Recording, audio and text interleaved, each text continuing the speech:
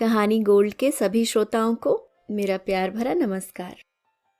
आइए दोस्तों, सुनते हैं हिंदी साहित्य की प्रतिष्ठित समकालीन लेखिका डॉक्टर रंजना जायसवाल जी की लिखी कहानी अम्मा का बटुआ। एक प्रोजेक्ट के सिलसिले में लखनऊ जा रहा हूं, तुम भी चलोगी? लखनऊ? चाय के लिए अदरक कूटती रागिनी के हाथ रुक गए थे। लखनऊ नवाबों का शहर, अपनी इसी खासियत से इस शहर का नाम विश्व में प्रसिद्ध था। लखनऊ के नाम से उसके मन मस्तिष्क में एक भीनी सी खुशबू बिखर जाती। लखनऊ में उसका ननिहाल था, पर कहते हैं ना, माँ से मायका और नानी से ननिहाल। नाना बहुत पहले ही इस दुनिया से जा चुके थे और नानी के जाने के बाद वह रिश्ता ही नहीं, वह घर, वह गली, वह शहर भी छूट गया। मामा अपने परिवार के साथ बंबई कूच कर गए और वह घर अकेला पड़ गया। रागिनी का पूरा बचपन उस शहर और उन गलियों में बीता था। रागिनी का जुड़वा भाई राहुल बचपन से ही शरीर से बड़ा कमजोर था। माँ के लिए दोनों बच्चों को अकेले पालना आसान नहीं था। सुनीता, बिटिया को हमारे पास छोड़ दे, घर में और भी बच्चे हैं, उन सबके साथ पल जाएगी, नानी ने कहा था।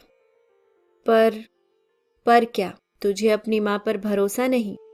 अरे, तुझे भी पाल पोस कर बड़ा किया है। जो खुद खाएंगे उसे भी खिलाएंगे, जो खुद पहनेंगे उसे भी पहनाएंगे। पर माँ, ऐसे कैसे छोड़ दूं? माँ की ममता आज कसौटी पर थी। ईश्वर उनकी परीक्षा ले रहा था। कभी वह कुपोषित अस्वस्थ बेटे की तरफ देखती तो कभी फूल सी रागिनी को। ऐसे कैसे उसे अपनी ममता से वंचित कर देती। तू हर महीने आकर मिल जाना, या फिर हम ही मिलने आ जाएंगे। नानी ने एक पत्ता और फेंका। आखिर माँ की ममता नानी के आगे हार ही गई। माँ हर महीने रागिनी से मिलने आती और अपना ममत्व उस पर उड़ेल कर रख देती। वक्त के साथ बड़ी होती रागिनी के होठों पर अपनी माँ के लिए सिर्फ कहने भर के लिए माँ शब्द होता, पर मन से वह नानी को ही माँ मानती थी। कहीं न कहीं मन में एक गुस्सा भी था। माँ ने उसे कैसे और क्यों छोड़ दिया? क्या कसूर था उसका? शायद सिर्फ इतना कि वह लड़की थी, या फिर दूसरी संतान कि उन्हें चाहत नहीं थी। उसका बाल मन यह मानने को तैयार ही न था कि एक माँ इतनी निर्मोही कैसे हो सकती है। उसने अपने आसपास संदेह और नाराजगी का ताना बाना बुन लिया था। उसे आज भी वह दिन याद है। 10 साल की थी वह। राहुल उसका संग सहोदर था। वह भी अब बड़ा हो चुका था। माँ उसे पहली बार अपने साथ अपने घर ले जाने के लिए आई थी। रागिनी ने रो रो कर घर सिर पर उठा लिया था। नानी चाहकर भी उसे रोक नहीं पाई थी। रोकती भी तो किस हक से? रागिनी किसी की अमानत थी, जिसे उनकी बेटी विश्वास के भरोसे छोड़कर आई थी। नानी ने अपनी रुलाई दांतों के बीच दबाकर रखी थी। सुना था उसके इस घर से जाने के बाद वह बुक्का मार कर रोई थी। कई दिनों तक खाना नहीं खाया था। उनकी आंखें दरवाजे पर ही टिकी रहती। शायद कहीं से कोई आवाज आएगी, नानी देखो मैं आ गई। शकुंतला अम्मा ने ही उन्हें संभाला था। शकुंतला अम्मा की आंखें भी रागिनी को याद कर भर आती थीं। रागिनी दिन भर उन्हीं के घर तो पड़ी रहती थी। शकुंतला अम्मा नानी के मोहल्ले में ही रहती थी, नानी के घर से 4 घर छोड़कर। नानी के सुख दुख की साथी, हर राज की साथी। शकुंतला अम्मा ने न जाने यह बात कितनी बार उससे कही होगी। तेरी नानी को एक एक दिन भारी पड़ रहे थे, पर वह अपना दर्द किससे कहती और क्या कहती। रागिनी का बाल मन अपने जीवन में आए इस अप्रत्याशित परिवर्तन को स्वीकार नहीं कर पाया। माँ के लाए महंगे खिलौने और कपड़े भी उसके मन को रिझा नहीं पाए। राहुल उसका जुड़वा भाई था। उसका जन्म उसके साथ ही हुआ था। एक नाल से जुड़े 2 रिश्तों के होते हुए भी उनके मन के तार जीवन में कभी न जुड़ पाए। राहुल उसे अपरिचितों की तरह देखता था। उसे हमेशा लगता कि वह उसके कमरे, उसके खिलौने और यहाँ तक कि माता पिता के प्यार में साझेदारी करने के लिए आई है। एक अनदेखी दीवार उन दोनों के बीच हमेशा ही खिंची रही। कहाँ तो वह इस घर का इकलौता वारिस और इकलौती संतान के रूप में पल बढ़ रहा था। रागिनी के आने से उसके सपनों का महल ढह चुका था। उसका बाल मन उसे अपनी बहन के रूप में स्वीकार करने के लिए बिल्कुल तैयार नहीं था। राहुल से नानी के घर में मुलाकात तो होती थी, पर दिल के तार कभी नहीं जुड़ पाए थे। राहुल को रागिनी अपनी नानी के घर में ही अच्छी लगती थी, पर अपने कमरे में रागिनी की साझेदारी उसे कभी पसंद नहीं आई। रागिनी अपने आप को उस घर में कटा कटा सा महसूस करने लगी। एक अजीब सी जिद उसके दिमाग पर सवार थी। बात बात पर गुस्सा होना, सामान को पटकने और किसी की बात को न मानना उसके स्वभाव में शामिल हो गया था। एक दिन माँ ने गुस्से में नानी को फोन भी किया था। मम्मी, मैंने तो बड़े विश्वास के साथ रागिनी को आपके पास छोड़ा था, पर वह क्या बन गई है। किसी की बात नहीं सुनती, बड़े छोटे का लिहाज नहीं है। मेरी सास मुझे हमेशा सुनाती रहती है, ननिहाल में पले बच्चों का यही हाल होता है। बड़े बुजुर्ग ऐसे ही नहीं कह गए हैं कि ननिहाल में बच्चे बिगड़ जाते हैं। नानी के हाथ आज पूरी तरह से खाली थे। जो सास आज उनकी बेटी को ताने मार रही थी, आखिर वह उस वक्त कहाँ थी जब उनकी बहू को उनके सहारे की जरूरत थी। नानी ने अपनी छोटी सी गृहस्थी में भी रागिनी के जीवन में कभी किसी तरह की कोई कमी नहीं रखी थी। मामी जी को रागिनी का उस घर में रहना पसंद नहीं आता था। उन्हें हमेशा लगता था कि रागिनी उनके बच्चे का हिस्सा मार रही है, पर नाना और नानी के आगे उनकी जुबान नहीं खुल पाती थी। रागिनी की जरूरत किसी को नहीं थी। उसके होने या न होने से किसी को कोई फर्क नहीं पड़ता था। किसी ने ठीक ही कहा है कि जरूरत और जरूरी होने में बहुत बड़ा फर्क होता है। कभी कभी आप लोगों की जरूरत तो होते हैं, पर जरूरी नहीं होते। सबने अपने अपने जरूरत के हिसाब से उसे एक दूसरे के पाले में फेंक दिया था। नानी की उस छोटी सी दुनिया में जो सुकून था, वह उसे सुख सुविधाओं से युक्त इस घर में कभी नहीं मिला। वह उस घर में खुश नहीं थी और न ही उसके रहने से घर का कोई और सदस्य। एक दिन राहुल से छोटी सी बात पर झगड़ा हो गया था।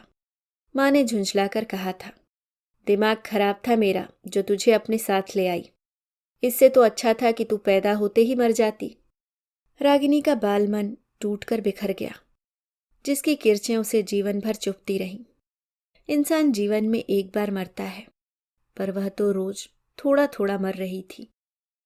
यह शब्द पिघले शीशे की तरह उम्र भर उसके वजूद पर टपकता रहा।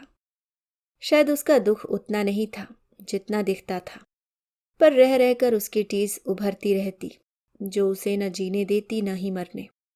दर्द घूट घूट मन मस्तिष्क में उतर रहा था। गलत कोई नहीं था, न तो रागिनी और न ही उसकी माँ। शायद वक्त ही गलत था। रागिनी का वक्त भी रिश्तों की तरह बेवफा निकला। वह इस घर से निकलने के बहाने ढूंढने लगी। कभी घर, कभी पड़ोसी, तो कभी स्कूल से उसकी शिकायतें आने लगी। माँ शिकायत पेटी बनकर रह गई थी, जिसमें हर आदमी रागिनी के नाम की शिकायत लिखकर उनके दिमाग में डालकर चला जाता। रागिनी पापा की नज़रों में अपने हिस्से का प्यार ढूंढती रहती, पर पापा उसकी तरफ से बिल्कुल पत्थर हो चुके थे। वह रोज फोन से नानी को अपने दिल का हाल बताती। नानी सब कुछ समझकर भी अनजान बनी रही। बेचारी करती भी तो क्या, उनका दर्द समझने वाला कोई नहीं था। बेटे बहू से कहती तो हंसी का पात्र बन जाती।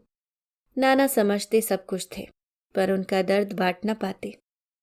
दर्द जब बहुत अधिक बढ़ जाता, तब नानी शकुंतला अम्मा की शरण लेती। संभालो अपने आप को, खुद दुखी करने से क्या होगा। जिसकी अमानत थी उसके पास चली गई, पर वह वहां खुश नहीं। यही उसकी किस्मत है। किस्मत, रागिनी की किस्मत में शायद वह घर नहीं था। माँ रोज रोज की शिकायतों से तंग आ चुकी थी। अंततः उन्हें रागिनी के सामने हथियार डालने पड़े और 6 महीने में ही माँ उसे नानी के घर वापस छोड़ आई।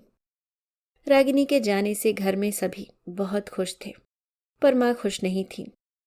वह खुश कैसे हो सकती थी, आखिर वह माँ थी। उसने रागिनी को 9 महीने पेट में रखा था।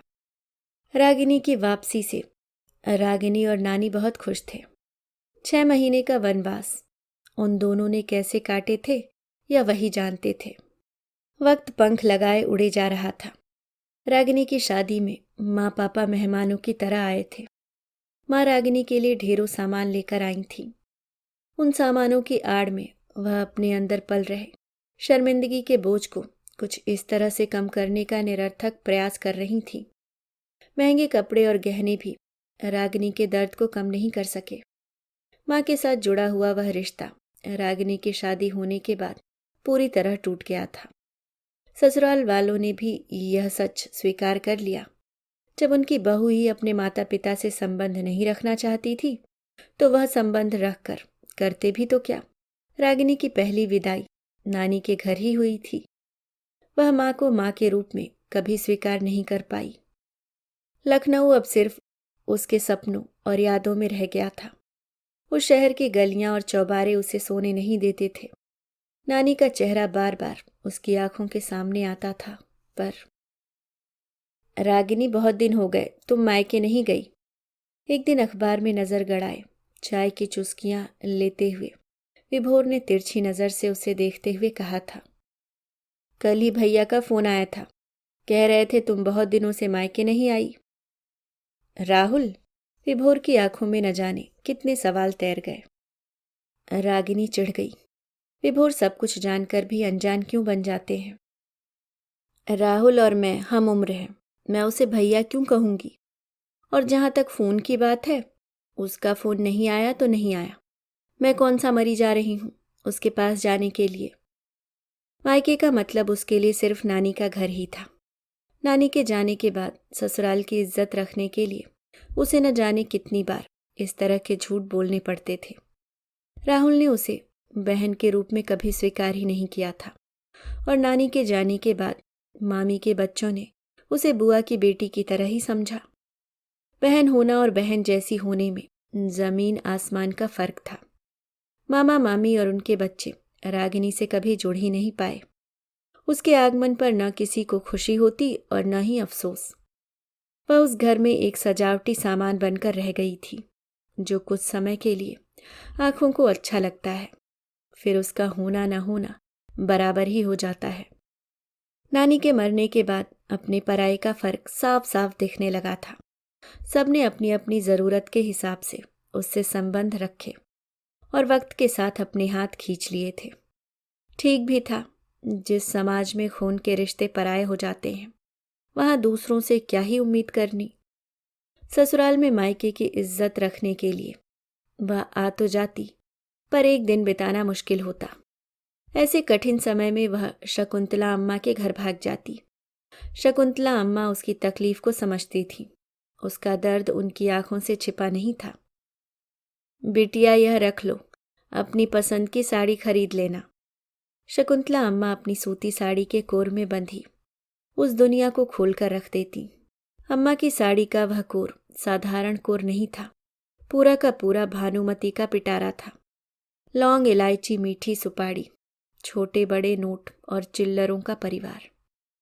उनकी पोटली का मुंह खुलते ही चिल्लर खिलखिलाकर बाहर आ जाते। शकुंतला अम्मा नानी की कमी को पूरा करने की भरपूर कोशिश करती। अम्मा, इसकी क्या जरूरत है, मैं इसे नहीं रख सकती। शकुंतला अम्मा का चेहरा उतर जाता। तू इतनी बड़ी कब हो गई कि अपनी अम्मा को मना कर दे। अरे, जैसी तेरी नानी थी वैसे मैं भी तो तेरी नानी हूं। रागिनी उनके चेहरे पर पसरी उदासी नहीं देख पाती और हंसाने के लिए कहती, आप नानी नहीं हैं, आप तो अम्मा हैं, जगत अम्मा। शकुंतला अम्मा के पति सरकारी नौकरी से रिटायर्ड हुए थे। उनकी साड़ी के कोर में बंधी पूंजी उनकी समृद्धि को दिखाती थी। शकुंतला अम्मा के पास आज के जमाने की तरह रंगीन और ब्रांडेड पर्स नहीं थे। साड़ी का वह कोर चलता फिरता खुशियों का पिटारा था। उनका बटुआ जितना बड़ा था, उससे कहीं ज्यादा बड़ा उनका दिल था। बचपन में न जाने कितनी बार अम्मा ने उसे बटुए को खोल उसकी छोटी बड़ी मांगों को पूरा कर उसकी झोली भर दी थी। नुक्कड़ की दुकान से लेमन जूस खरीदना हो या फिर कभी मेले से चौका चूल्हा खरीदने के लिए पैसा चाहिए होते तो शकुंतला अम्मा है ना, अम्मा गुड़िया की शादी करनी है, उसके लिए सलमा सितारे वाला लहंगा भी तो बनवाना है। मेरे पास तो पैसे ही नहीं हैं, अब मेरी गुड़िया की शादी कैसे होगी। अपनी गुड़िया को ऐसे ही विदा कर देगी, दहेज नहीं देगी। दहेज? दहेज तो बुरी बात है ना? रागिनी ने मासूमियत से पूछा था। अम्मा खिलखिलाकर हंस पड़ी थी। पर बिटिया, उसके बिना तेरी लाडो से शादी कौन करेगा? बचपन में सहज भाव से कही गई बातें जीवन की सच्चाई होती हैं। मासूम रागिनी यह बात कहाँ जानती थी। आज वह शहर एक बार फिर उसे पुकार रहा था। लखनऊ का नाम सुन उसकी आंखें भर आई थीं। उसका मन लखनऊ शहर की गलियों में घूमने लगा। दिल्ली की अपेक्षा लखनऊ हमेशा से छोटा था, पर इन दोनों शहरों में एक समानता थी। दिल्ली की तंग गलियों में उसे लखनऊ का स्वाद आता था। उसका बचपन लखनऊ की तंग गलियों में बीता था। गलियां भले ही तंग थीं, पर उन गलियों में रहने वाले लोगों के दिल बहुत बड़े थे। तंग गलियों वाले इस मोहल्ले के घरों की छतों में भी इतना प्रेम था कि वे आपस में जुड़ी हुई थीं। कभी कभी लगता मानो वो आपस में गलबहियां कर रही हों। वो गलियां बच्चों के हो हल्ले से हमेशा गुलजार रहती। रागिनी का मन यादों के गलियारों में यूं ही तफरीह करने चल पड़ा था। इन मोहल्लों की गलियां भी इनकी तरह ही अजीब थीं। बांस गली, फूलों वाली गली, बताशे वाली गली और न जाने क्या क्या। फूलों वाली गली जिसका एक एक कोना अलग अलग तरह की खुशबुओं से गमकता रहता। बताशे वाली गली, उसकी वो सौंधी सी खुशबू आज भी मन को तृप्त कर देती थी।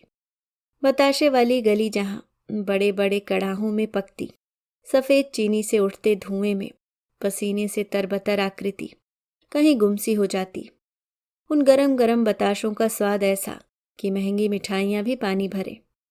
सधे हाथों से सफ़ेद चादर पर कलछुल से सामान दूरी पर डाली गई रुई सी सफ़ेद चाशनी के गोले देखा आश्चर्य होता था।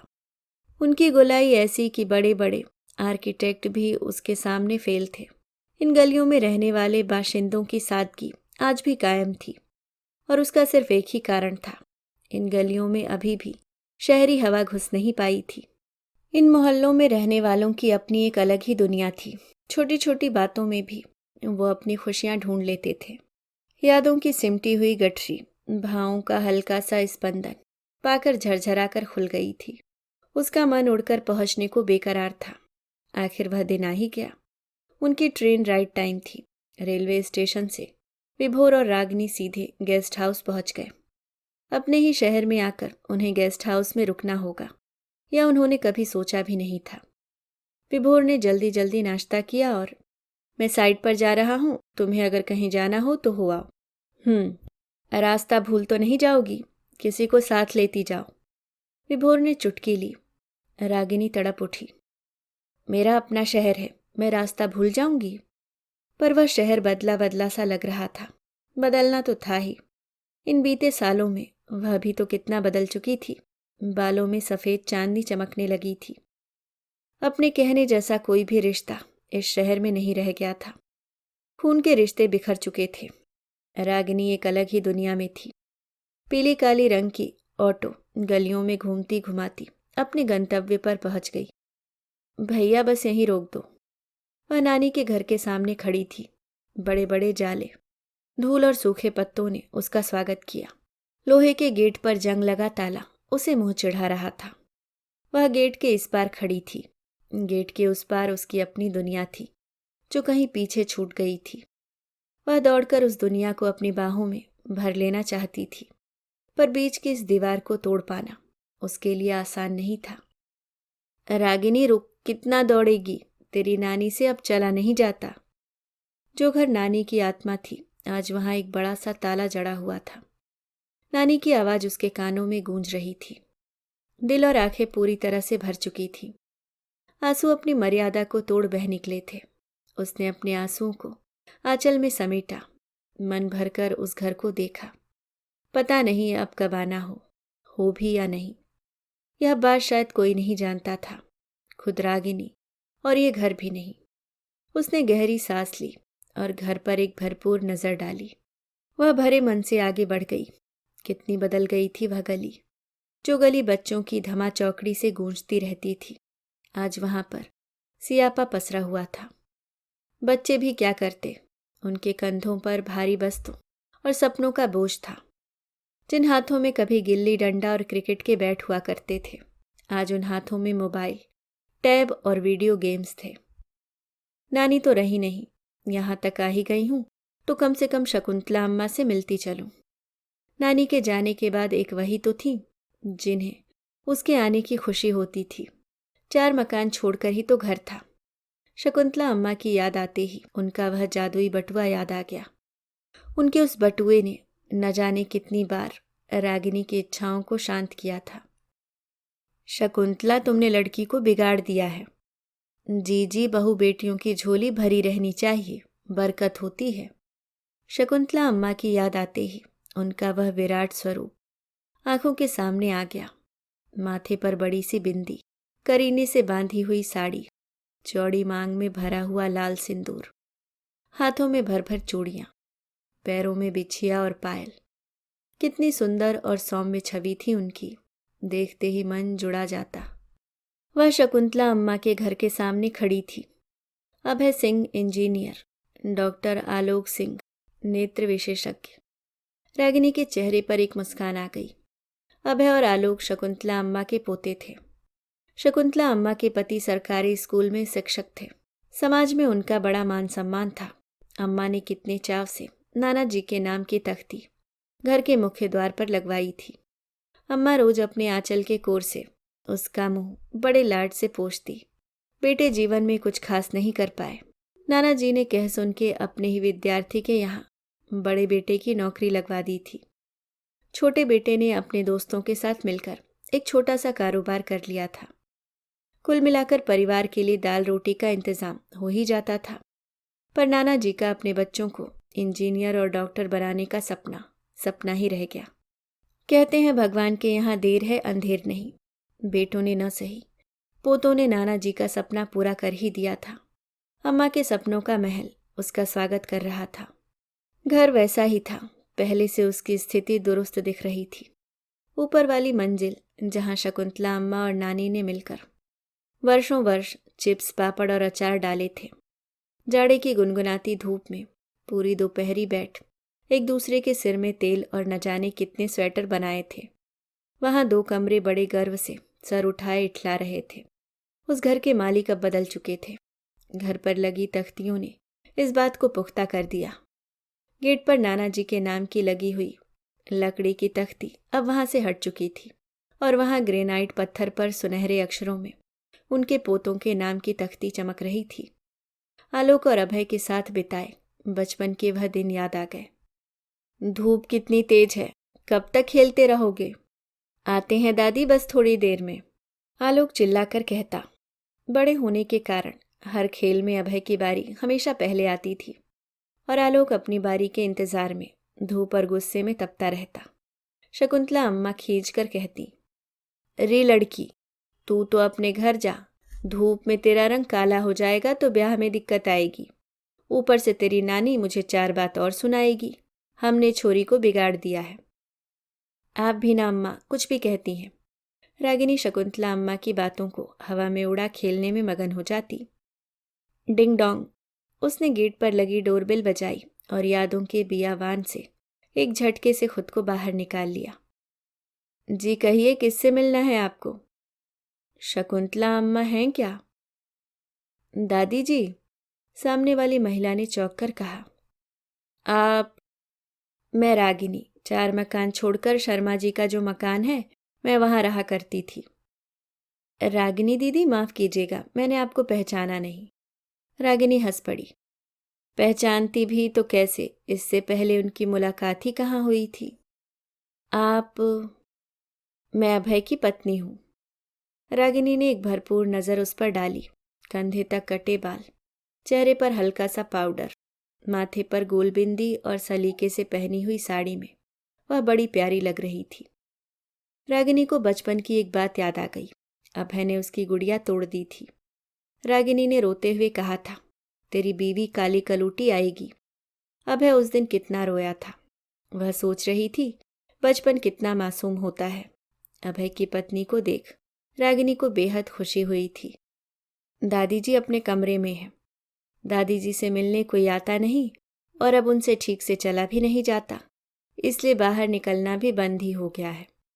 जब आपने दादी जी का नाम लिया तो मुझे बेहद आश्चर्य हुआ कि उनसे मिलने कौन आ सकता है। सामने वाला बदस्तूर बोलता रहा। रागिनी पुराने रिश्तों के मोह में डूबी पीछे पीछे चलती गई। घर की रूपरेखा पूरी तरह से बदल चुकी थी। एक मध्यम वर्गीय परिवार का घर, और इस घर में काफी परिवर्तन आ चुका था। घर में महंगे फर्नीचर और महंगे पर्दे टंगे हुए थे। आर्किटेक्ट ने उस घर को सुविधा संपन्न तो बना दिया था, पर उस घर में घर होने का भाव खो चुका था। उसकी आंखें उस घर को ढूंढने लगीं, जिस घर में आकर उसे सुकून मिलता था। वह शकुंतला अम्मा के कमरे के बाहर खड़ी थी। दादी देखिए, आपसे मिलने कौन आया है। उम्र शकुंतला अम्मा के ऊपर पूरी तरह से हावी हो चुकी थी। उन्होंने बगल की मेज पर रखे चश्मा को हाथ से टटोला और चश्मे को अपनी आंखों पर लगा लिया। कौन है अनु? दादी, आपसे कोई मिलने आया है, शर्मा जी के यहाँ से रागिनी दीदी। शकुंतला अम्मा ने वक्त के साथ बूढ़ी हो चुकी यादाश्त पर जोर डाला। रागिनी? उनकी आंखों के जुगनू चमक उठे। रागिनी उनके बिस्तर पर आकर बैठ गई। उन्होंने अपनी झुर्रियों से भरी उंगलियों से उसके चेहरे को टटोला। उनकी आंखें भर आईं। होठ फड़फड़ाए पर शब्द आंसू बनकर गालों पर ढुलक गए। शकुंतला अम्मा ने चिरपरिचित तरीके से अपनी साड़ी की कोर से अनमोल आंसुओं को समेट लिया। कितनी बदल गई थी शकुंतला अम्मा। उनका वह सौम्य और विशाल व्यक्तित्व नाना जी के इस दुनिया से जाने के बाद कहीं पीछे छूट गया था। तन पर सूती साड़ी, सूनी मांग, सूना माथा और सूनी कलाइयां देखकर मन न जाने कैसा कैसा हो गया। मैं आप लोगों के लिए चाय भिजवाती हूँ। अनु उन दोनों को छोड़ वापस चली गई। अम्मा के आंसू देखकर रागिनी का गला भी भर आया था। उसने गला खखार कर अपने आप को संयत करने का प्रयास किया। कितने सालों बाद आई, अपनी अम्मा को भूल ही गई। तेरी मामा मामी इस घर से क्या गए, तुमने तो पलट के भी नहीं देखा। रागिनी चुपचाप अम्मा की बातें सुनती रही। उनकी शिकायत नाजायज तो नहीं थी। क्या कहती, रिश्तों को जोड़कर रखने वाला रिश्ता ही जब छोड़कर चला गया तो वह किसके लिए आती और क्यों? आखिर वह भी मायके की इज्जत कब तक रखती? बेटियां उम्र भर मायके में ससुराल की और ससुराल में मायके की इज्जत रखती हैं। उनका जीवन बस यही करते करते बीत जाता है। पर यह बात न कभी ससुराल समझ पाता है और न ही मायका। अम्मा, आपसे तो कुछ भी नहीं छुपा है, मेरी छोड़िए, अपनी बताइए, कैसी हैं आप? ठीक ही हूँ। ऊपर वाला मेरा हाल लेना भूल गया है। पता नहीं मेरे हिस्से का कागज कहाँ रख गया है। सब एक एक कर छोड़कर जा रहे हैं। एक अकेले मैं ही बैठी रह गई हूँ। ऐसा क्यों कह रही हैं अम्मा? अब जीने का मन नहीं करता बेटा। किसी को किसी की जरूरत नहीं। इस बुढ़िया के लिए किसी के पास 2 मिनट का समय नहीं है। 2 पल के लिए भी कोई साथ नहीं बैठता। रागिनी ने कमरे पर नजर डाली। शकुंतला अम्मा का कमरा सुख सुविधाओं की चीजों से भरा पड़ा था, पर उनका मन खाली था। अकेलेपन ने उन्हें पूरी तरह से खाली कर दिया था। उनके कमरे में सुख सुविधा की सारी चीज उपलब्ध थी, पर क्या महंगे सामान खुशी का पैमाना हो सकते हैं? जिस घर में अम्मा बेफिक्र होकर दिन भर घूमती रहती थी, आज उनकी दुनिया एक कमरे में सिमट कर रह गई थी। अम्मा बेटों के साथ रह तो रही थी, पर उस तरह नहीं जिस तरह उनके बेटे उनके साथ रहा करते थे। घर के साथ रिश्तों में एक अजनबियत सी आ गई थी। अभय और आलोक काम की वजह से देर रात तक आते हैं और सुबह काम पर जल्दी चले जाते हैं। बहुओं को घर गृहस्थी के काम से ही फुर्सत नहीं मिलती। इस बुढ़िया के लिए अब किसी के पास वक्त नहीं है। ऐसा क्यों कहती हैं अम्मा? मामा मामी जी हैं ना, कहाँ है वो? दिखाई नहीं दे रहे हैं। आजकल दोनों का एक ही काम है, एफडी तुड़वा तुड़वा कर चारों धाम कर रहे हैं। आप नहीं गई?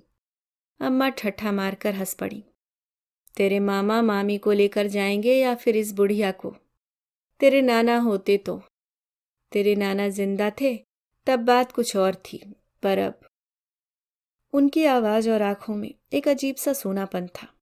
उन्होंने सामने की दीवार पर लगी नाना जी की तस्वीर की ओर देखा। नाना जी तस्वीर में मुस्कुरा रहे थे। नाना जी अब तस्वीर हो चुके थे। किसी ने सच कहा है कि जीवन साथी की जरूरत जवानी में नहीं बुढ़ापे में सबसे ज्यादा महसूस होती है। अम्मा ने गहरी सांस ली। चाय की चुस्कियों के बीच अतीत के पन्ने खुल गए। बात करते करते समय का पता ही नहीं चला। अरे, आप लोग अंधेरे में क्यों बैठे हैं?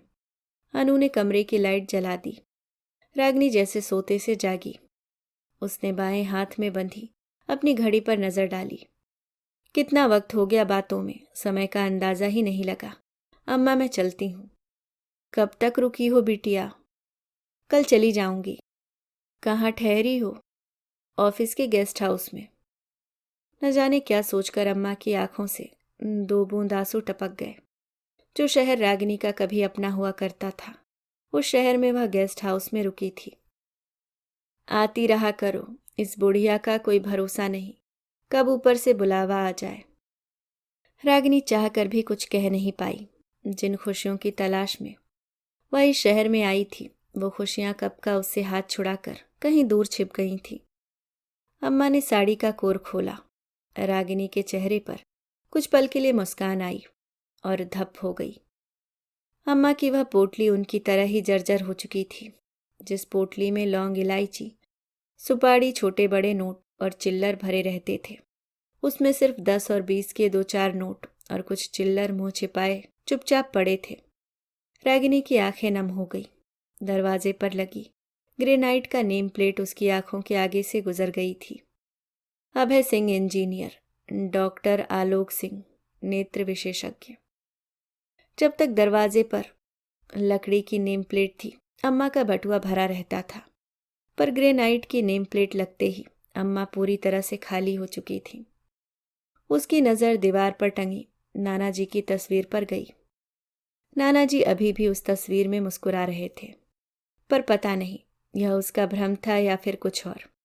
उसे उनकी आंखों में एक अजीब सा सोनापन महसूस हुआ था और वह मुस्कान फीकी सी लगी थी। नाना जी शकुंतला अम्मा का गुरूर थे। उनका वह गुरूर उनके इस दुनिया से जाने के साथ ही खत्म हो गया। शकुंतला अम्मा के कोर में बंधी पूंजी रागिनी के लिए हमेशा से खुली रहती थी। आज इतने वर्षों बाद भी अम्मा का बटुआ उसके लिए खुल गया था। अम्मा ने अपने झुर्रीदार हाथों से उस कोर की गांठ खोल रागिनी के सामने रख दिया था। अम्मा, मैं क्या करूंगी, आपका आशीर्वाद ही काफी है। तेरी अम्मा का आशीर्वाद समझकर ही रख ले, तेरे काम आएगा। अपने लिए कुछ खरीद लेना। बहू बेटियां यूं खाली हाथ मायके से विदा होती अच्छी नहीं लगती। उनकी झोली हमेशा भरी रहनी चाहिए, बरकत होती है। रागिनी ने उनके हाथों को चूम लिया और उनकी दी हुई अनमोल पूंजी को माथे से लगा पर्स के अंदर वाली जेब में डाल लिया। जानती थी अम्मा से बहस करना बेकार था, जीत उन्हीं की होनी थी। कभी कभी हार जाना भी खुशी देता है। रागिनी की आंखों के साथ मन भी छलछला आया था। कितने सालों से वह इस आशीर्वाद के लिए तरस रही थी। वर्षों बाद किसी ने उसे मन भरकर आशीर्वाद दिया था। रागिनी ने पीछे मुड़कर देखा। अम्मा का घर वैसे ही मुस्कुरा रहा था। रागिनी ने भारी मन और आशीर्वाद से भरी हुई झोली के साथ इस शहर से विदा ले ली। अभी आप सुन रहे थे डॉक्टर रंजना जायसवाल जी की लिखी कहानी अम्मा का बटुआ।